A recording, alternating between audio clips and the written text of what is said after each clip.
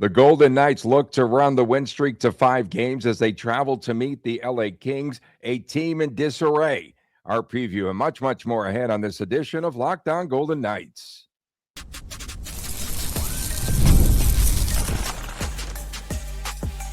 You're Locked On Golden Knights, your daily podcast on the Vegas Golden Knights, part of the Locked On Podcast Network, your team every day. Hi again from Las Vegas, Tony Dasco and Chris Gawlik. Welcome to Locked On Golden Knights, part of the Locked On Podcast Network, now the #1 sports podcast network. I am a longtime sportscaster, marketing consultant, and the host of the Believe in Vegas podcast. And Chris is the owner of Silver State Cards and Sports and also the host of the Hockey News Collectibles show.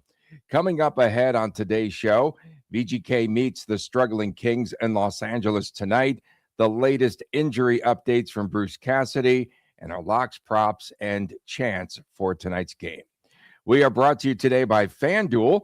Go to FanDuel.com for the latest NFL betting odds. And don't forget to watch us each and every day. We're now on daily on SSSEN, Silver State Sports and Entertainment Network, 1 o'clock Monday through Friday, SSSEN. And you could find us on YouTube TV and also on Cox Cable Channel 77. So, Chris, the team that the Golden Knights will be facing tonight is not the same as the one they lost in a shootout to back in October. No way does this resemble the same team. The current LA Kings team, as we mentioned in the open, is one in disarray. Kings are hanging on to wild card 2, barely, as they have lost now 11 of the last 16. Head coach Jim Hiller definitely on the hot seat. It's getting hotter, and there are still rumors circulating that one Pete DeBoer could be taking over any day. And the last time out, the Kings fell to the Dallas Stars on Monday 3-1. And again, it was the same old story in Los Angeles and same old story for LA this season, a lack of offensive production. And they outplayed and outshot yet another opponent. The defense plays well, but the Kings are not scoring goals.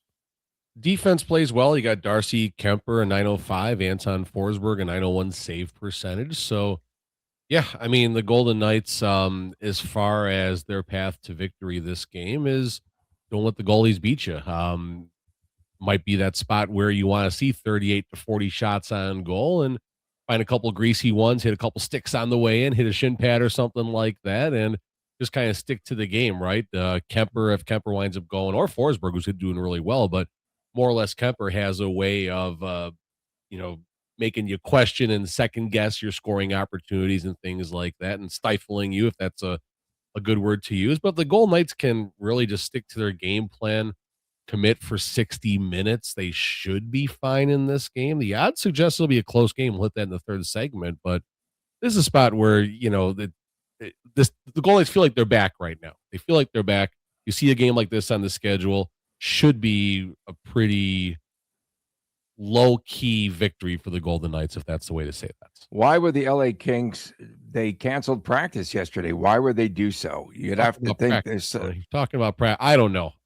There's something going on in LA.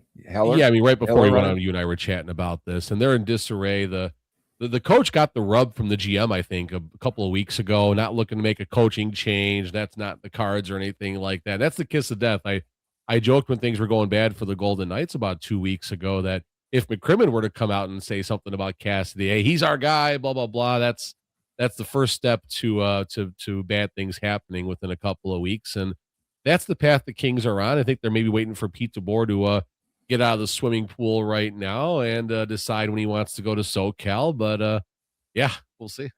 Is that what you call taverns? Swimming pools? No, he was in the story when he got hired by the Golden Knights. He was in his swimming pool when he got the phone call, so that's where I was going with that. I was going with the All-Star game in which he was hungover.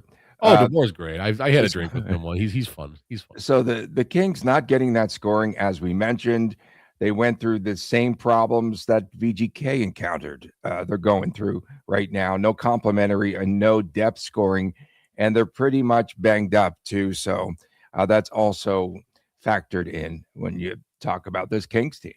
Yeah, no Kopitar. That's a bummer. That's Anze Kopitar is. I still don't know why. I talk about him on my card stream all the time. I don't know what my affection is for him as a hockey player, but he is my favorite player in the NHL. Just plays the game right, does everything right. He's a great leader, and never heard a single bad thing about him. And it's unfortunate this is his final year, his retirement tour. I wonder if he'll be getting some gifts from the teams down the stretch, like we've seen happen in the past. But I'd rather see Kopitar out there, watch him, one last time, or the last couple of times he's going to play. I don't know if the Kings are going to be around come playoff time, but stats real fast. Kempe's leading this team 35 points, Fiala 31, Quentin Byfield coming into his own 27.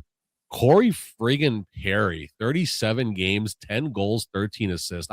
I would have loved to see Corey Perry in a VGK uniform this past offseason. I would have loved to see that happen. I think he could have brought some fun value to this Golden Knights team. Maybe a trade for Corey Perry, Tony. Let's go. Trade for Corey Perry. Perry, yeah, with those points. And he also had a dime for the only goal across the crease to Quentin Byfield. So his game has not slipped at all. He's still playing well. And of course, he has that energy. Tony. His about game is him. fun. He's fun. He's I don't know if Dennis Rodman's the word, but he's the Dennis Rodman comparable in the sense that 31 teams hate you besides the jersey that you're wearing. And same thing would happen in Vegas. They would absolutely eat Corey Perry up in a positive manner. Brant Clark, defender, 22 points, 5 and 17. So, I mean, there's people doing things. Drew Doughty's got his 13 points this year, but there is a definite fall off to, the mid-level scoring and things like that. And the difference between the Kings and the VGK team is they don't have enough of the upper end players that are carrying the team due to lack of complementary scoring. The line that I've been watching out for lately is the one that consists of Andrei Kuzmenko. He's coming into his own.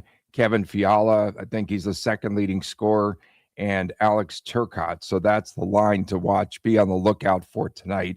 If VGK can shut that line down, I think they're in business because of all those other injuries with this team.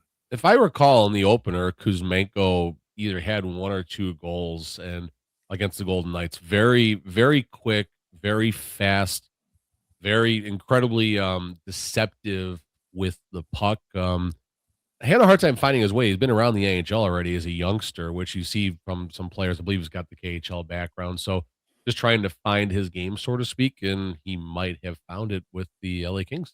Did Chipachov become the all-time leading scorer in the KHL last week? I think he did. I think VGK is missing out on that vote. I have not heard that name in so long. Long live. Yeah, they posted something last week. I got to dig him up. I actually got a Shipachyov card collection just to be funny. The first meeting was that game that Dorofeev scored the hat trick for VGK and the Golden Knights on the short end of the stick as they lost that game 6-5 in the shootout. Adrian Kempe and Trevor Moore scored the goals there in the shootout, and they got the dub. And so I'm just hoping this isn't another late night here where they go into overtime and shootouts and stuff. We haven't had one in a minute, have we? Right. Back to Kuzmenko, Ollie going back to 2012, 2013, played for the Red Army in the MHL. I believe that's like the junior of the KHL. That's like the Q. That's like the Q? Yeah, no, 2014, 2015 starts in the KHL. So he's 29 years old. What does the M stand for? I'm just curious. I don't even. There's nothing I could say that would take us down the right road, Tony, if I answer that question. All right. But Kuzmenko was like a 25-year-old rookie, I believe. But like this is weird. So 2022-23 first season in the NHL, 81 games, 74 points. Falls off in his second season with Vancouver, 21 points in 43 games. Gets traded to the Flames, gets 25 points in 29 games. Then the next season falls off, 15 points in 37 games. He plays the first 7 games of the year with the Flyers, gets 5 points in 7 games, gets traded to the Kings last season, plays 22 games, 17 points. This year, 17 points in 40 games. So you wonder if this is what Mishkov with the Philadelphia Flyers is going through right now, where Mishkov has such a high ceiling, but he is just not adapting to North American hockey, which is dump, chase, chip, check, grind. And, that's just not what a lot of these players who play extensively in the KHL like to do. So you look at Dorofeev, who didn't play a ton in the KHL, but he's adapted more to the North American game, the stronger board battles and things like that. So Kuzmenko, we'll see how many more teams he can get on in the 2020 decade. He's already on 4, and we got 4 years to go, so he can get 2 or 3 more teams in there. He's like one of those kids in the transfer portal, in college. And paid less than the NHL than the kids in the transfer portal. Coming up next, we've got VGK injury updates. Stay with us on Locked On Golden Knights.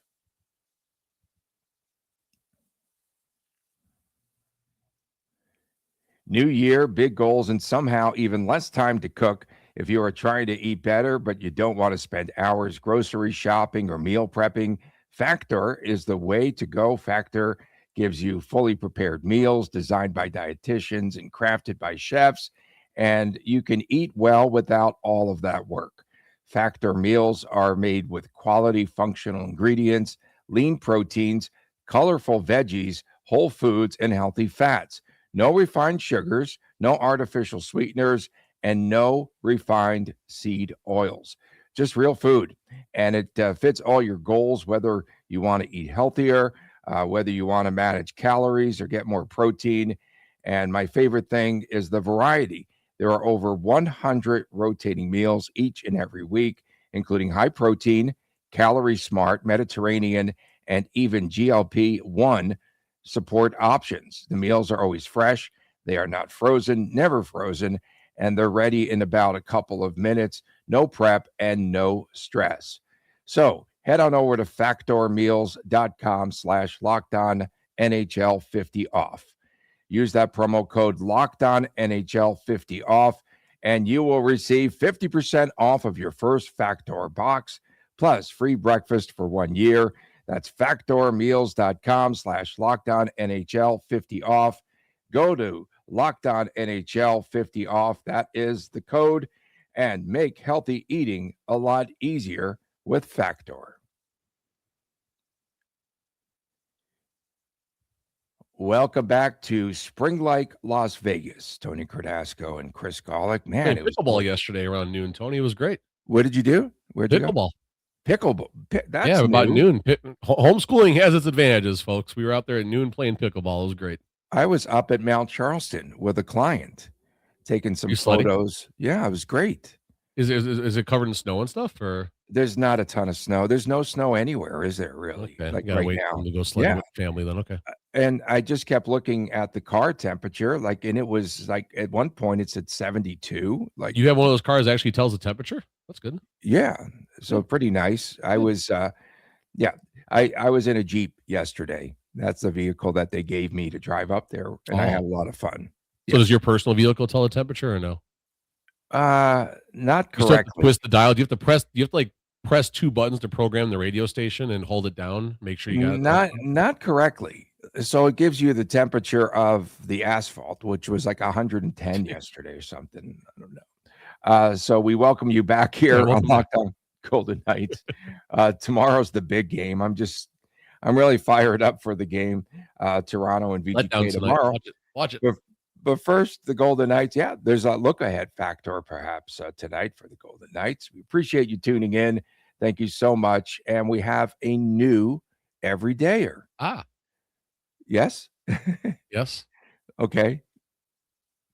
Is it Matt? Who is it? Okay, we'll get to that. Clyde Matt. There we go. It took me a second. Clyde Matt. Yes. Okay.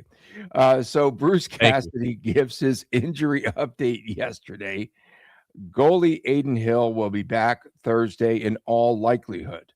He's traveling, I believe, tonight. Is he going or he's already there? He's traveling, but not likely an option is the way I read that. Okay. He has to be back home for bobblehead night, his own bobblehead tomorrow night. He'll be in net. And that's another reason why he won't be in net tonight. Put him on the post. And here's another one for you. He has never beaten the Kings since he's been with the Golden Knights. He's not beating the Kings. Yeah, I threw it out there. He's not playing them.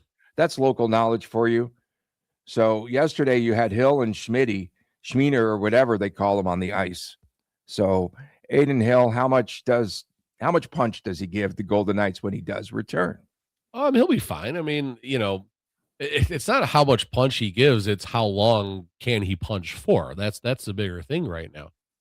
Carter Hart had obviously, and so quiet all of a sudden, by the way, Carter Hart.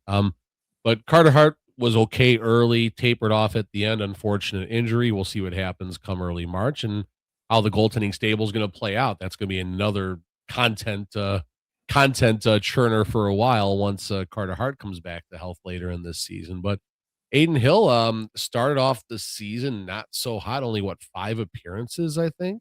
He lost the first game to the Kings. Yeah, He 5 lost that game. appearances, 1-0-2, 888 save percentage. If I recall, though, that 888 save percentage is trending in the right direction before his injury happened. So Aiden Hill might have just experienced some standard goalie growing pains to start the season, and things get better. And really fast here, something to watch for. If the Golden Knights wish to activate Aiden Hill, if my math is correct, which 50-50. Cook those books. Yeah, so right now the Golden Knights today, January 14th, have $4.2 million in cap space. That factors Alex Pietrangelo on the long-term IR for the season. That Karlsson today, well, no, Karlsson is on IR right now. I know. Aiden Hill is on LTIR. How come he's not on LTIR? So Karlsson's going to have to go to LTIR right. the moment Aiden Hill gets activated is ultimately what I'm saying. Yeah, so that will clear the space. They'll have enough room then. They'll clear the space. They'll leave the Golden Knights about $4 million and change to work with. Carter Hart's circumstances and Brayden McNabb's circumstances withstanding also, who McNabb IR, Carter Hart still active. Yeah, so Carter Hart likely will go to IR. Here we go. Geez. Here we go. Here we go. So Brayden McNabb, for the record, and the update yesterday, both McNabb and Carter Hart are now believed to be week to week. So that changes things as well, right? Yeah, well, McNabb, that's always what it's been. And then William Karlsson setback was the terminology thrown around. So setback. Okay. Still a mystery. Well, still a mystery, though. What is it? Is it lower body? Is it upper body? Is it I thought it was lower body. Who knows what body it is? I thought it was lower. Yeah. Right, but they're being real quiet about that. So you wonder, is this a circumstance where an injury triggers another injury when you're favoring something going through your rehab? There's a million questions, and this is where covering the NHL kind of sucks in that regard because you don't know exactly what's going on, but it's the competitive advantage, and you don't want other teams knowing what the injuries are because they'll target them once they come back, blah, blah, blah, fine, whatever. But so will Karlsson play again this season? I've been saying on this show going back to sometime in November that I question if Karlsson would ever return this season. Yeah. Surgery is being floated around. Get him under the knife. Get him right for the 26-27 season at this point, and then McCrimmon has a little flexibility to use. There's a couple of other players that are out tonight. So one being Brett Howden. And then Cassidy said Brandon Saad's injury is worse than initially believed. Now, he was not, or I don't even think he is on any injury report right now, which was very strange. I asked you on the show the other day. I thought he was scratched. I didn't know, honestly. I asked you, I said, is he out? Is he injured? And no one knew because, well, they're kind of hiding that injury, whatever it might be. So they're just calling him an unhealthy scratch. There's freaking 2 lines of, if you go on Daily Faceoff, does he have? Jeez. If you go on Daily Faceoff, that's a great resource just to look at lines for the teams and everything. And the VGK, there's 2 full lines right now: Pietrangelo, Saad, Karlsson, Hill, McNabb, and Hart. So this is exactly where the Golden Knights are used to being come mid-January with 6 players on their injured list. And I laugh about it.